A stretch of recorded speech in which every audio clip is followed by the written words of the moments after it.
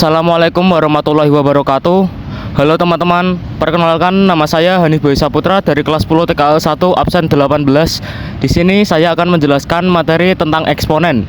Ayo belajar bersama matematika. Nah teman-teman, kita langsung masuk ke materi utamanya. Yang pertama ada eksponen. Ada sejarah eksponen. Konsep eksponen atau pangkat sudah dikenal sejak zaman dahulu, bahkan sebelum adanya simbol seperti yang kita pakai sekarang ini. Nah, dimulai pada zaman Babilonia sekitar 2000 tahun sebelum Masehi, orang Babilonia sudah menggunakan bentuk perkalian berulang untuk menghitung luas dan volume, meskipun belum menulisnya dalam bentuk pangkat. Nah, lanjut ke zaman Yunani sekitar 300 tahun sebelum Masehi. Euclid dan Archimedes menggunakan konsep pengulangan perkalian dalam bentuk geometri, tapi belum ada simbol khusus untuk eksponen. Nah, lanjut ke abad 16, matematika sudah mulai menggunakan notasi eksponen.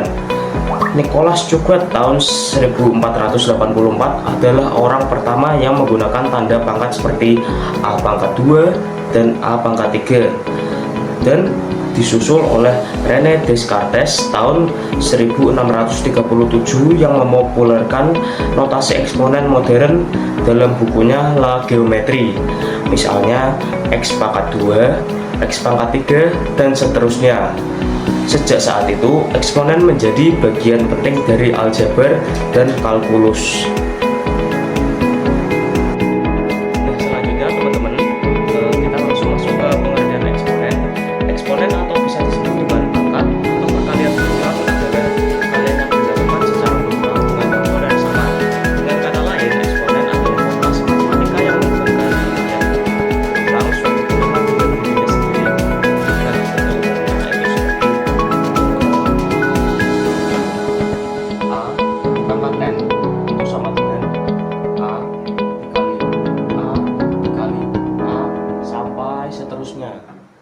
Nah, contoh soal yang dalam bentuk seperti ini itu seperti 2 pangkat 3 itu sama dengan 2 dikali 2 dikali 2 nya ada 3 seperti ini, maka 2 di pangkat 3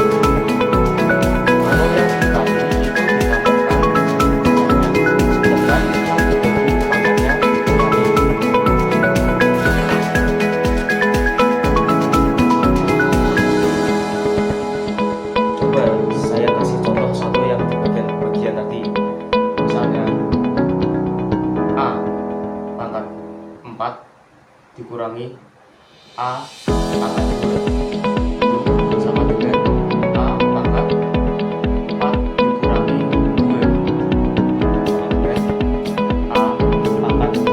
Seperti ini teman-teman. Teman-teman, di sini saya ada 2 contoh soal seperti ini. Nanti kita jawab bersama-sama ya. Untuk soal yang pertama kita melihat yang sifat yang tadi ya.